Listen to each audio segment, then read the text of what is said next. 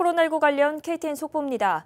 조지아 보건당국의 10일 12시 발표에 따르면 조지아주의 코로나19 확진 환자 수는 어제 저녁 7시 발표보다 319명 늘은 1만 1,483명, 사망자 수는 416명으로 집계됐습니다.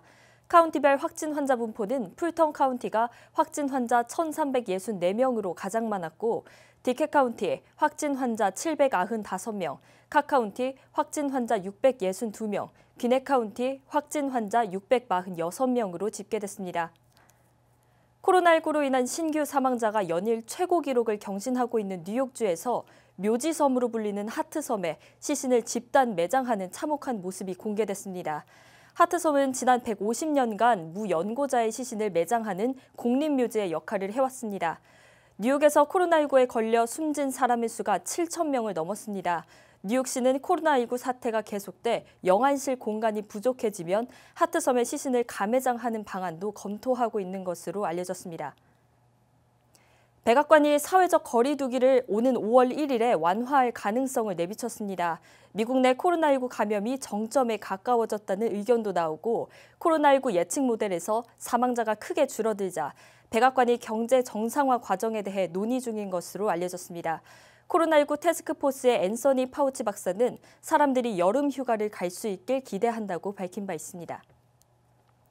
스테이트팜 보험사가 자동차 보험료를 최대 25%까지 리베이트 형식으로 크레딧을 줄 예정이라고 밝혔습니다. 기간은 3월 20일부터 5월 31일까지입니다. 따라서 고객들은 빠르면 6월 달 보험료에서 크레딧 혜택을 받을 수 있을 것으로 보입니다. 보험업계들은 자택 대피령과 자택 근무가 늘어남으로 인해 자동차 운행이 감소해 이에 대한 조치로 보험료의 일정 부분을 환급해주고 있습니다. 코로나19 확산으로 인도의 국가 봉쇄령이 내려진 이후 인도 북부 펀자브주에서 히말라야 산맥을 볼 수 있을 정도로 대기질이 개선된 것으로 알려졌습니다. 북부 펀자브주에서 히말라야까지는 160km 이상의 거리입니다.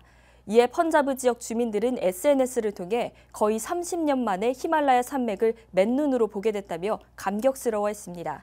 심각한 대기질로 악명이 높던 인도의 산업시설 가동과 차량 운행이 대부분 중단되면서 일부 지역은 봉쇄령 이후 16일간 공기질 지수가 좋음을 기록했다고 전해졌습니다.